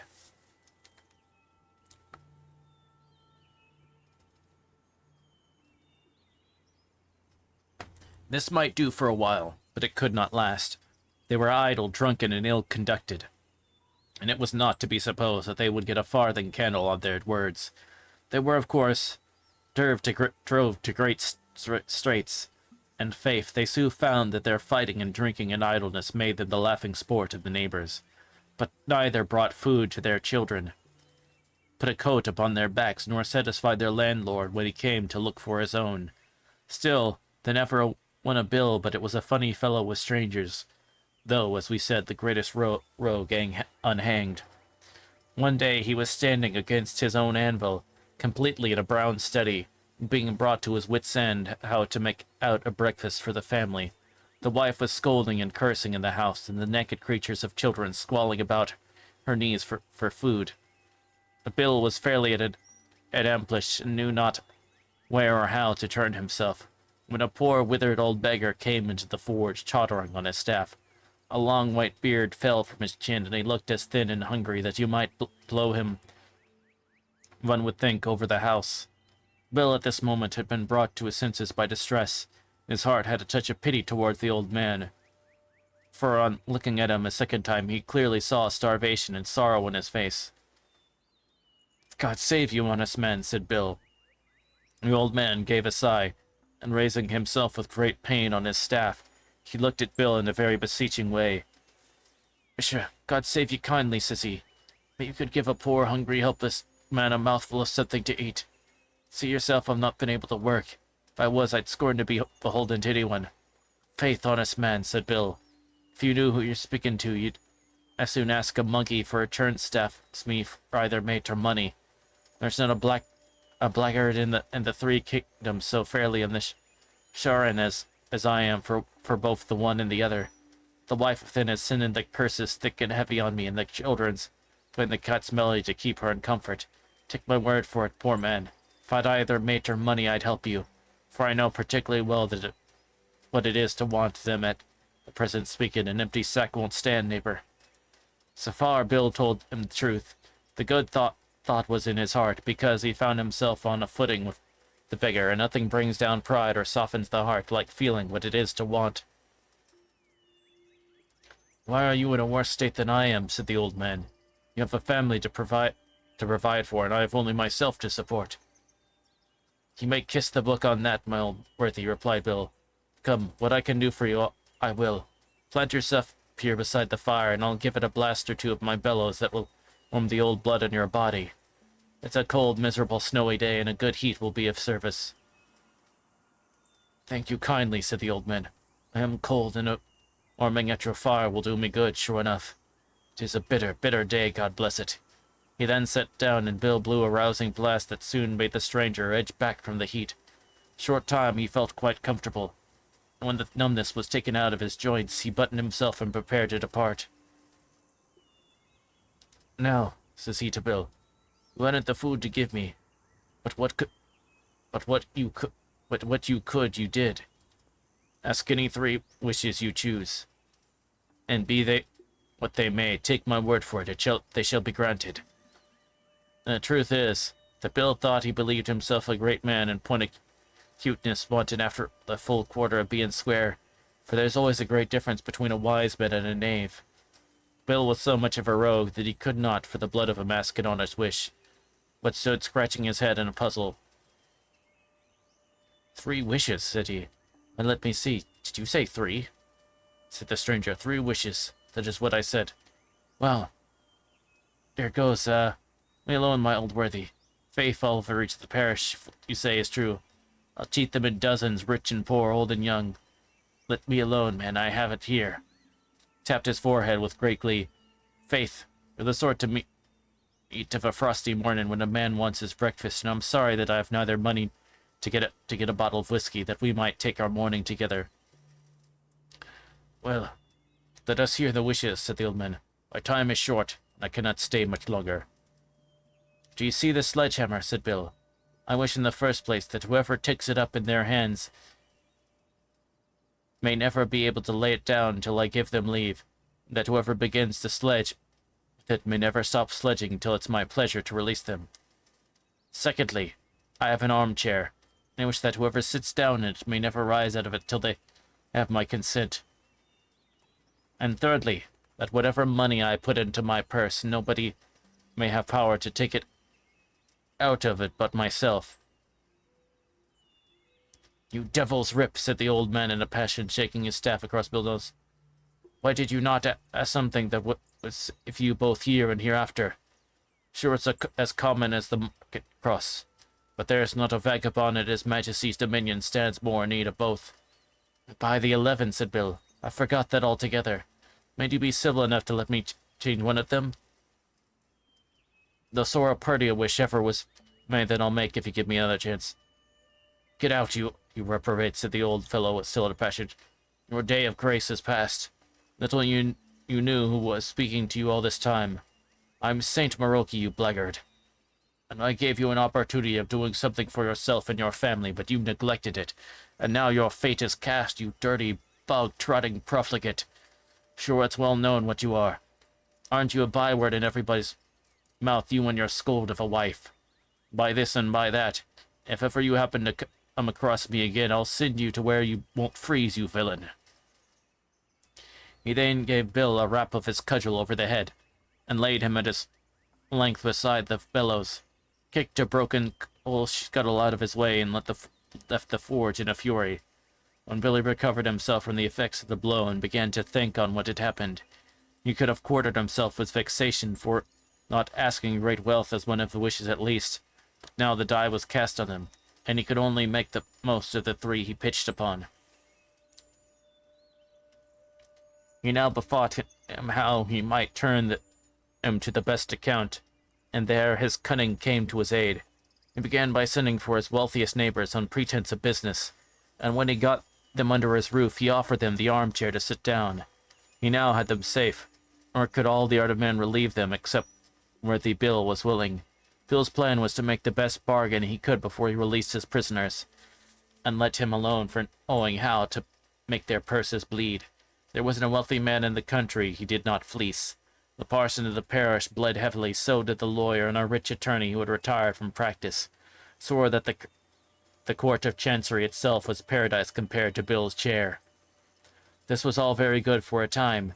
The fame of his chair, however, soon spread. So did that of his sledge. Short time neither man, woman, nor child would darken his door. All avoided him and his fixtures as they would a spring gun or man-trap. Bill, so long as he fleeced his neighbors, never wrought a hand's turn, so that when his money was out, he found himself as badly off as ever. In addition to all this, his character was 50 times worse than before, for it was the general belief that he had dealings with the old boy. Nothing now could exceed his misery, distress, and ill temper. The wife and he and their children all fought among one another. Everybody hated them, cursed them, and avoided them. The people thought they were acquainted with more than Christian people ought to know. This, of course, came to Bill's ears, and it vexed him very much. One day he was walking about the fields, thinking of how he could raise the wind once more. The day was dark, and he found himself, before he stopped, in the bottom of a lonely glen covered by great bushes that grew on each side. Well, thought he, when every other means of raising money failed him, for then I'm in league with the old boy, and as it's folly to have the name of the connection without the profit, ready to make a bargain with him any day. So, said he, raising his voice, Nick, you sinner, if you be convenient and willing, why stand out here, show your best leg, here's your man. The words were hardly out of his mouth when a dark, sober-looking old gentleman, not unlike a lawyer, walked up to him. Bill looked at the foot and saw the hoof. "Morrow," says Bill. "Morrow, Nick," says Bill. "Morrow's Bill," said Nick. "Well, Bill, what's the news?" "Devil a myself hears of late," said Bill. "Is there anything fresh below?" "I can't exactly say, Bill. I spent little of my time down now. The Tories are in office, and my hands are consequently too full of business here to pay much attention to anything else." "Fine place this, sir," says Bill, "to take a constitutional walk in. When I want an appetite, I'm often coming this way myself. High feeding is very bad without exercise." "High feeding? Come, Bill. You know you didn't taste a morsel these 24 hours. You know that's a bounce, Nick. I ate a breakfast this morning that would put a stone of flesh on you if you only smelt at it. No matter, this is not to the purpose. With that you were muttering to yourself ago. If you want to come to the brunt, here I'm for you." "Nick," said Bill, "you're complete. You want nothing barring a pair of Brian O'Lynn's breeches." Bill, in fact, was bent on making his companion open the bargain, because he had often heard that in the case, without proper care on his own part, he might defeat him in the long run. The other, however, was his match. "What's the nature of Brian's garment?" inquired Nick. "Why, you know the song," said Bill. "Brian O'Lynn had no breeches to wear, so we got a sheepskin for him to make a pair, with the fleshy side out and the woolly side in. They'll be pleasant and cool," says Brian O'Lynn. "A cool pair would serve you, Nick. You're mighty waggish today, Mr. Dawson." "And good right I have," said Bill. "A man snug and well-to-do in the world. Have lots of money, plenty of good eating and drinking, and what more needs man wish for?" "True," said the other. "In the meantime, it's rather odd that so respectable a man should not have 6 inches of unbroken cloth in his apparel. You are as naked as tatterdemalion as I ever laid my eyes on in full dress for a party of scarecrows, William. That's my own fancy, Nick. I don't work at my trade like a gentleman. This is my forge dress, you know. Well, but what did you summon me here for? Said the other. You may as well speak out. I tell you from my good friend, unless you do, I shan't. Smell that. I smell more than that, said Bill. And by the way, I think you'll give me the windy side of you. Curse all sulphur, I say. There, that's what I call an improvement in thine condition.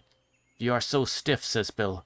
By the short and long of it, see that I'm sure you know I have a thriving trade of my own, and if I like, I needn't be at a loss. But in the meantime, I'm rather in a kind of so-so, don't you take? And Bill winkled knowingly, hoping to trick him into the first proposal. You must speak above board, my friend, said the other. A man, a few words blunt and honest. If you have anything to say, be plain. Don't think I can be losing my time with such a pitiful rascal as you are. Well, says Bill, I want money then. I'm ready to come into terms. What have you to say to that, Nick? Let me see, let me look at you, says his companion, turning about. Now, Bill, in the first place, are you not as finished a scarecrow as ever stood upon two legs? I play second fiddle to you there again, says Bill. There you stand with the blackguard's coat of arms quartered under your eye, and... Don't make little of blackguards, said Bill. Don't spake disparaging of your own crest. Why, what would you bring, you brazen rascal, if you were fairly put up at auction? Faith, I'd bring more bidders than you would, said Bill. If you were to go off at auction tomorrow, I tell you that should bid downwards to come to your value, Nicholas. We have no coin small enough to purchase you. Well, no matter, said Nick. If you are willing to be mine at the expiration of 7 years, I'll give you more money than ever the rascally breed of you was worth. Done, said Bill. But no disparagement to my family in the meantime. So down with the hard cash and don't be greedy. The money was accordingly paid down, but as nobody was present, except the giver and receiver, the amount of what Bill got was never known. Won't you give me a luck penny, said the old gentleman. Tut, said Bill. So prosperous an old fellow as you cannot want it. For bad luck to you with all my heart. It's rubbing grease to a fat pig to say so. Be off now. Be off now. Your absence is a cordial to most people, you infernal old profligate. You have injured my morals even for the short time you have been with me, for I don't find myself as virtuous as I was. Is that your gratitude, Billy? Is it gratitude you speak of, man? I wonder you don't blush when you name it. However, when you come again, if you bring a third eye in your head, you'll see what I mean, Nicholas. The old gentleman, as Bill spoke, hopping across the ditch on his way to Downing Street, where of late 'tis thought he possesses much influence. Bill now began by degrees to show off, but still wrought a little at his trade to blindfold the neighbors. In a very short time, however, he became a great man. So long, indeed, as he was a poor rascal, no decent person would speak to him. Even the proud serving men at the big house would turn up their noses at him. And he well deserved to be made little of by others, because he was mean enough to make little of himself. But it was seen and known that he had oceans of money. It was wonderful to think, although he was now a greater blackguard than ever, how those who despised him before began to come round him and court his company. Bill, however, had neither sense nor spirit to make those sunshiny friends know their distance. Not he. Instead of that, he was proud to be seen in decent company, and so long as the money lasted, it was hail fellow well met between himself and every fair face, a sponger who had a horse under him, a decent coat to his back, and a good appetite to eat his dinners. With riches and all, Bill was the same man still, but somehow or other, there is a great difference between a rich profligate and a poor one. Bill found it so to his coat in both cases. Before half the 7 years was past, Bill had his carriage and his equipages was hand in glove with my lord this and my lord that, kept hounds and hunters, was the first sportsman at the Curragh, patronized every boxing ruffian he could itch, and betted night and day on cards, dice, and horses. Bill, in short, should be a blood, and except he did all this, He could not presume to mingle with the fashionable bloods of his time. It's an old proverb, however, that what is got over the devil's back is sure to go off under it. In Bill's case, this proved true. In short, the old boy himself could not supply him with money so fast as he made it fly. It was come easy, go easy with Bill, and so sign was on it. Before he came within 2 years of his time, he found his purse empty. And now came the value of his summer friends to be known. When it was discovered that the cash was no longer flush with him, that stud and carriage and hounds were going to the hammer, whoosh, off they went. Friends, relations, pot companions, dinner eaters, blacklegs and all, like a flock of crows that had smelt gunpowder. Down Bill soon went, week after week and day after day, until at last he was obliged to put on the leather apron and take to the hammer again.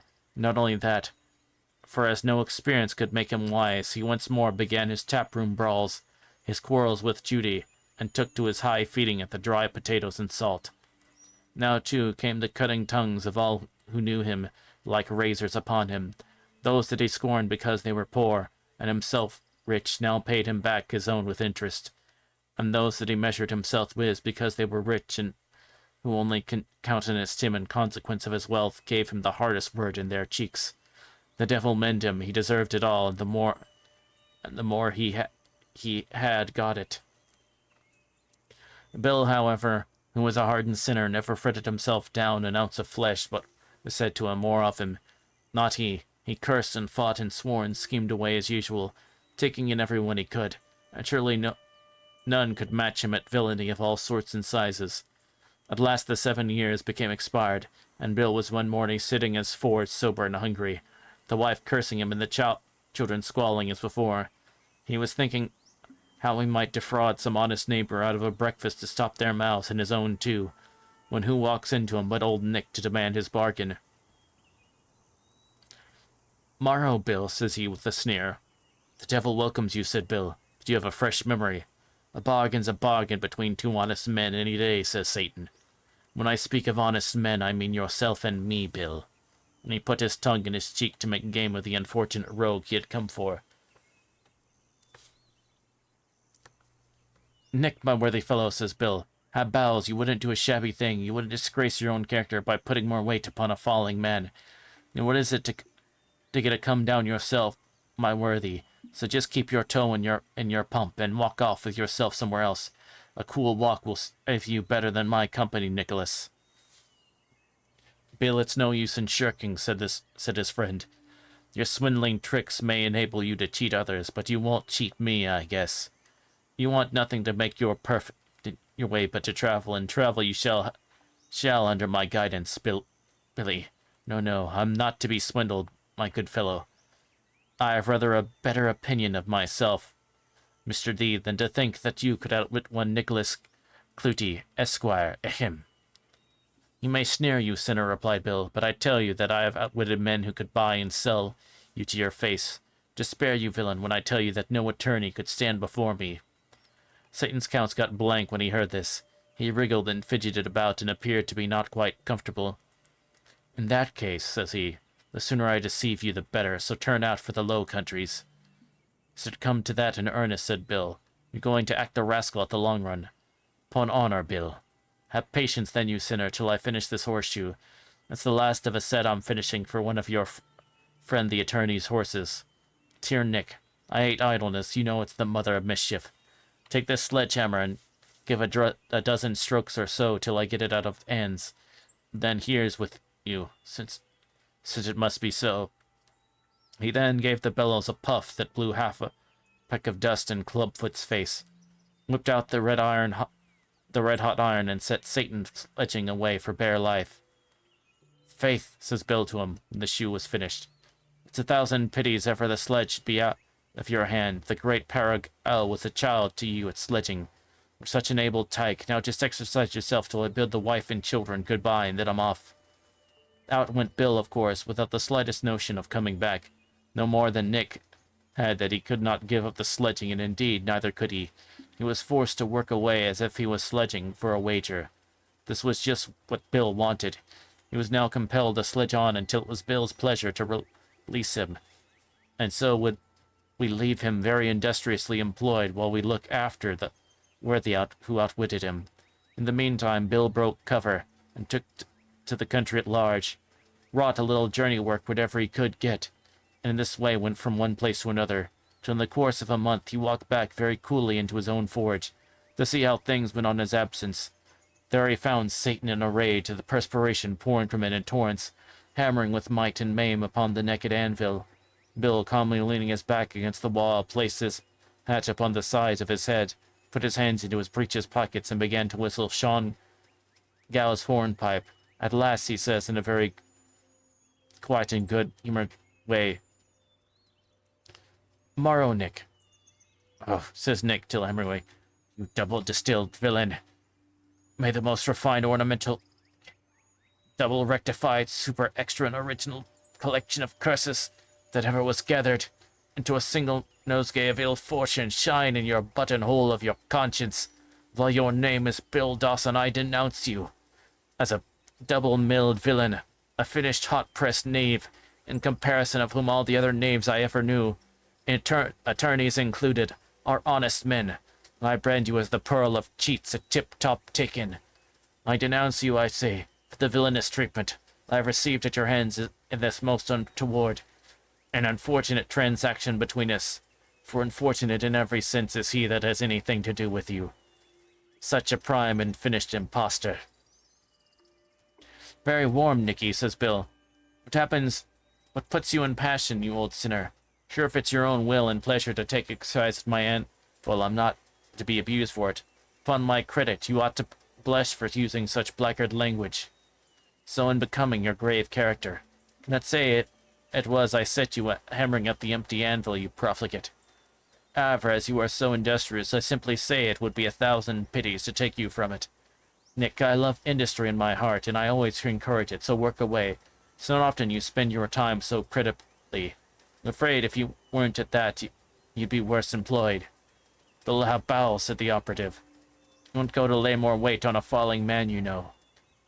You wouldn't disgrace your character by such a piece of iniquity as keeping an inoffensive gentleman advanced in years at such an unbecoming and rascally job at this. Generosity is your top virtue, Bill. Not but that you have many other excellent ones as well as that, among which, as you say yourself, I reckon industry, but still, is in generosity you shine. Come, Bill, honor bright, and release me. Name the terms, you profligate." "You're above terms, William. A generous fellow like you never thinks of terms." "Goodbye, old gentleman," said Bill very coolly. "I'll drop in to see you once a month." No, Bill, you infernal... You excellent worthy fellow. Delightful fellow. Not so fast, not so fast. Come, name your terms, you slender... My dear Bill, name your terms." 7 years more. "I agree, but the same supply of cash as before. Down on the nail here." Very good, very good. You're rather simple, Bill. It's rather soft, I must confess. No matter. I shall yet turn the tab, ahem. For an exceedingly simple fellow, Bill. Still, there will come a day, my dear Bill, there will come. Do you grumble, you vagrant word, and I'll double the terms. Mum, William, mum. Tasse is Latin for a candle. 7 more years of grace in the same measure of the needful that I got before. Or no? Of course, Bill, aye. There's the cash, I accept the turns. Oh, blood, the rascal of grace, Bill. Well, now, drop the hammer and vanish, says Billy. But what would you think to take this sledge while you stay and give me a... Why in such a hurry? He added, seeing that Satan withdrew in double quick time. Hello, Nicholas, he shouted. Come back, you forgot something. And when the old gentleman looked behind him, Billy shook the hammer at him, on which he vanished altogether. Billy now got onto his old courses, which shows the kind of people the world is made of. He also took up with his old company. When they saw that he had money once more and was sowing it about him in all directions, they immediately began to find excuses for his former extravagance. Say what you will, said one, Bill Dawson's a spirited fellow and bleeds like a prince. He's a hospitable man in his own house, or out of it, as he ever lived, said another. His only fault is, observed a third, that he is, if anything, too generous, and he doesn't know the value of money. His fault's on the right side, however. He has the spunk in him, said a fourth. Keeps a capital table, prime wines, and a standing welcome for his friends. Why, said a fifth, If he doesn't enjoy his money while he lives, he won't when he's dead. So more power to him and a wider throat to his purse. Indeed, the very persons who were cramming themselves at his expense despised him at heart. They knew very well, however, how to take him on the weak side. Praise his generosity, and he would do anything. Call him a man of spirit, and you might fleece him to his face. Sometimes he would toss a purse of guineas to this knave, another to that flattery, or a third to a bully, and a fourth to some broken-down rake, and all to convince them that he was a sterling friend, a man of mettle and liberality. But never was he known to help a virtuous and struggling family, to assist the widow or the fatherless, or to do any other act that was truly useful. It is to be supposed the reason of this was that as he spent it, as most of the world do, in the service of the devil, by whose aid he got it, he was prevented from turning it to a good account. Between you and me, dear reader, there are more persons acting after Bill's fashion in the same world than you dream about. When his money was out again, his friends played him the same rascally game once before. No sooner did his poverty become plain than the knaves began to be troubled with small fits of modesty, such as an unwillingness to come to his place when there was no longer anything to be gotten there. A kind of virgin bashfulness prevented them from speaking to him when they saw him getting on the wrong side of his clothes. Many of them would turn away from him in the prettiest and most delicate manner when they thought he wanted to borrow money from them, all for fear of putting him to the blush by asking it. Others, again, when they saw him coming toward their houses about dinner hour, would become so confused from mere gratitude as to think themselves in another place, and their servants, seized as it were with the same feeling, would tell Bill that their masters were not at home. At length, after traveling the same villainous road as before, Bill was compelled to betake himself as the last remedy to the forge. In other words, he found that there is, after all, nothing in this world that a man can rely on so firmly and surely as his own industry. Bill, however, wanted the organ of common sense, for his experience in it was sharp enough to leave an impression ran off him like water off a duck. He took to his employment sorely against his grain, but he had now no choice. He must either work or starve, and starvation is like a great doctor. Nobody tries it till every other remedy fails them. Bill had been twice rich, twice a gentleman among blackguards, but always a blackguard among gentlemen, for no wealth or acquaint with decent society could rub the rust of his native vulgarity off of him.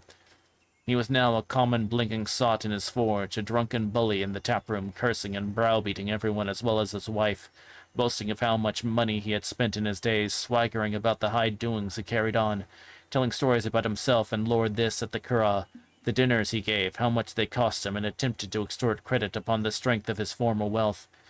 He was too ignorant, however, to know that he was publishing his own disgrace, and that it was a mean-spirited thing to be proud of what ought to make him blush through a deal board 9 inches thick.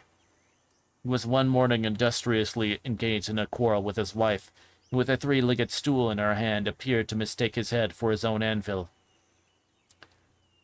He in the meantime paid his address to her with his leather apron, when whose steps in jog his memory about the little agreement that was between them. But old Nick, the wife, it seems, in spite of all exertions to the contrary, was getting the worst of it, and Sir Nicholas, willing to appear a gentleman of great gallantry, thought he could not do less than to take up the lady's quarrel, particularly as Bill had laid her in a sleeping posture.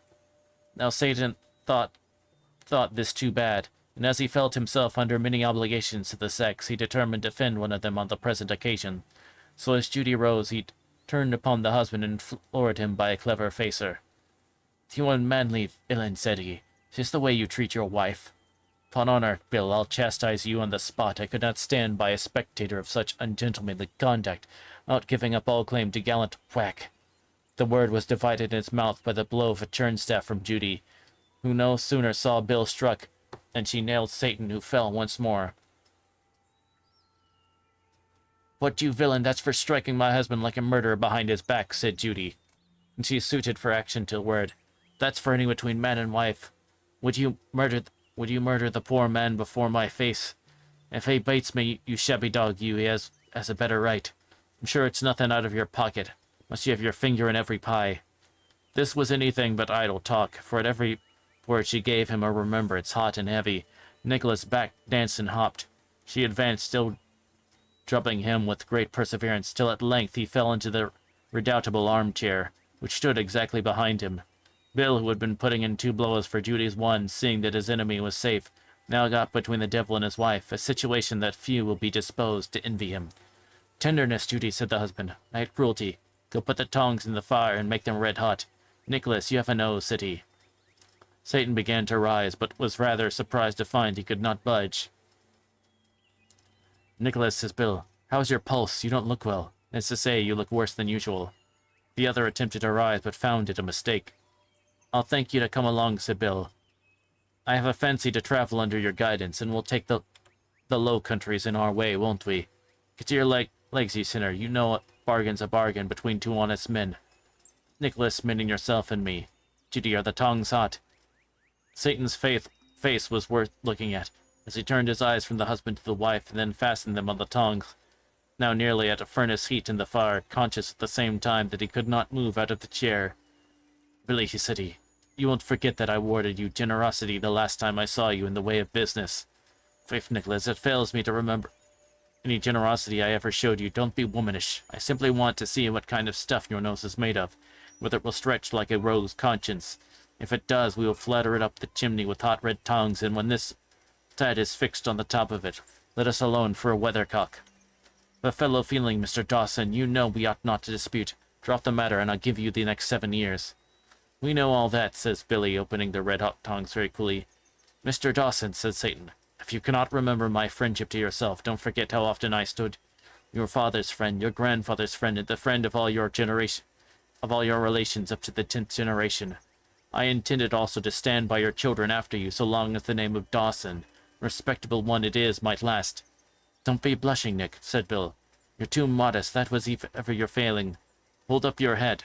There's money bid for you. I'll give you such a nose, my good friend, that you will have to keep an outrider before you to carry the end of it on its shoulder.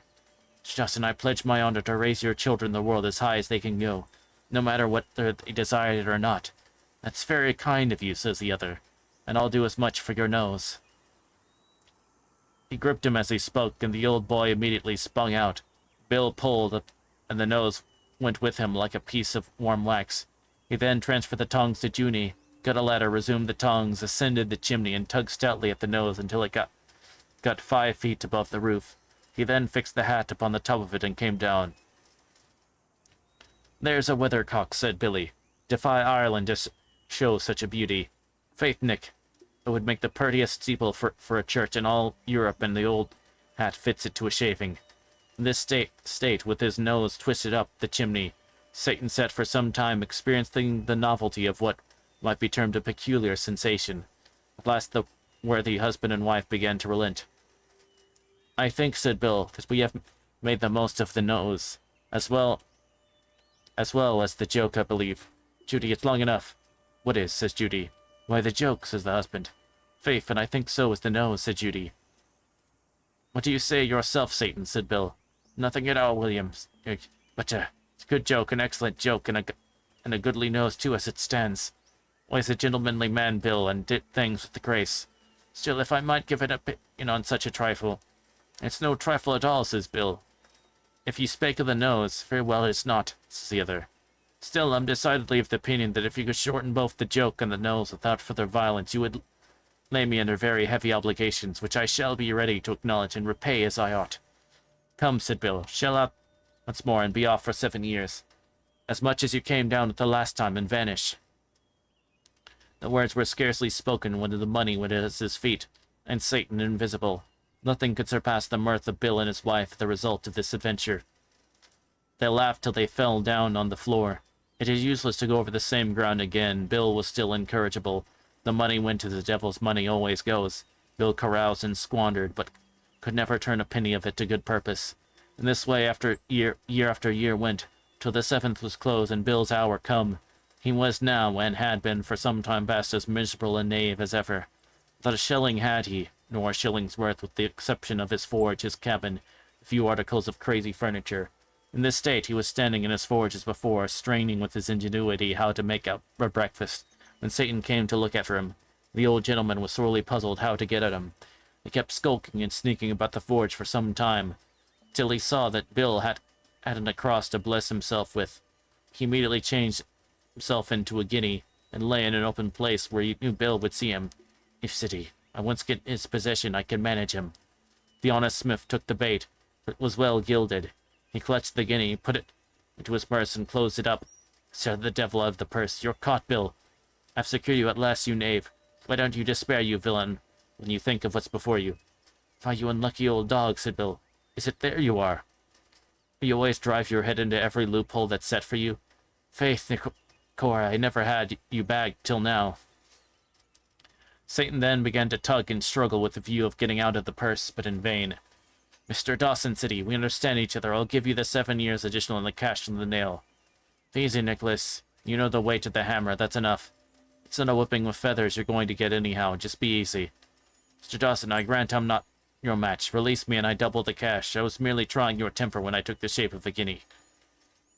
"Faith, and I'll try yours before I have it. I've a notion." He immediately commenced with the sledge, and Satan sang out with a considerable want of firmness.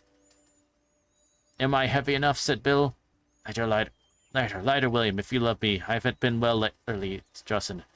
Indelicate. My health, in short, is very precarious state, and I can believe that," said Bill. "And it will be more so before I've done with you. Am I doing it right?" Bill, said Nick, "is this gentlemanly treatment in your own respectable shop? Do you think if you drop into my little place that I'd act this rascally towards you? Have you no compunction?" "I know," replied Bill, sledging away with vehemence, "that you're notorious for giving your friends a warm welcome. Devil and old youth more so. But you must be dealing in good bad coin, must you? Good or bad, you're in for a sweat now, you sinner. Am I doing purty?" "Of it, William, but if possible, a little more delicate." "What delicate you are, maybe a cup of tea would serve you, or a little small gruel to compose your stomach." "Mr. Dawson," said the gentleman in the purse, "hold your hand and let us understand one another. I have a proposal to make." "Hear the sinner anyhow," said the wife. "Name your own sum," said Satan. "Only set me free." "Though the sorrow may take the toe, you'll budge till you let Bill off." The wife. "Put him hard, Bill, barring he set you clear of your engagement." "Here it is, my posy," said Bill. "That's the condition. If you don't give me up. Here's it you once more. And you must double the cash you gave the last time, too. If you're of the opinion, say, leave the cash and be off." The money again appeared in a glittering heap before Bill, upon which he exclaimed, "Yea, has it, you dog. Take your pumps now, and fair weather after you, you vagrant. Nicholas, Nick, here." The other looked back and saw Bill with a broad grin upon him, shaking the purse at him. "Let's come back," said he. "I'm short a guinea." Nick shook his fist and disappeared. Be useless to stop now, merely to inform our readers that Bill was beyond improvement. In short, he once more took to his old habits, and lived on exactly the same manner as before. He had 2 sons, one as great a blackguard as himself, and who was also named after him.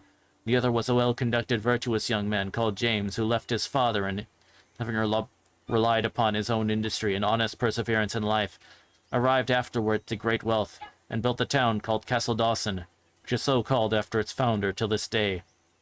Bill at length, in spite of all his wealth, was obliged, as he himself said, to travel. In other words, he fell asleep one day, and forgot to awaken. Or in still plainer terms, he died. Now, it is usual when a man dies to close the history of his life and adventures at once, but with our hero this cannot be the case. The moment Bill departed, he very naturally bent his step towards the residence of St. Maroki, as being, in his opinion, likely to lead him towards the snuggest berth he could really make out. Arriving, it gave a very humble kind of knock, and St. Maroki appeared. "God save your reverence," said Bill very submissively. "Be off. There's no admittance here for so poor a youth as you are," said St. Maroki. He was now so cold and fatigued that he cared little where he went, provided only as he said himself he could rest his bones and get an air of the fire. Accordingly, after arriving at a large black gate, he knocked as before, and he was told he could get instant admittance the moment he gave his name. "Billy Dawson," he replied. "Off instantly," said the porter to his companions. "Let his majesty know that the rascal he dreads so much is here at the gate." Such a racket and tumult were never heard as the very mention of Billy Dawson created. In the meantime, his old acquaintance came running towards the gate with such haste and consternation that his tail was several times nearly tripping up his heels. "Don't admit that rascal," he shouted. "Bar the gate. Make every chain and lock and bolt fast. I won't be safe. I won't stay here, nor none of us need stay here if he gets in. My bones are sore yet after him. Oh, begone, you villain. You'll get no entrance here. I know you too well." Bill could not Elp giving a broad, malicious grin at Satan, and putting his nose through the bar as he exclaimed, "Ha, you old dog, have you afraid of me at last, have I?" He had scarcely uttered the words when his foe, who stood side, instantly tweaked him by the nose, and Bill felt as if being gripped by the same red tongs which himself had formerly tweaked the nose of Nicholas. Bill then departed, but soon found that in consequence of the inflammable materials which strong drink had thrown into his nose, that organ immediately took fire, and indeed, to tell the truth, kept burning night and day, winter and summer, without ever once going out from that hour to this. Such was the sad fate of Billy Dawson, who has been walking without stop or stay from place to place ever since, in consequence of the flame on his nose and his beard being tangled like a wisp of hay. He has been christened by the country folk Will-o'-the-Wisp, all as it were to show the mischief of his disposition. The circulating knave, knowing that he must seek the coldest bogs and quagmires in order to cool his nose, seizes upon that opportunity of misleading the unthinking and tipsy night travelers from their way, just that he may have the satisfaction of still taking in as many as possible.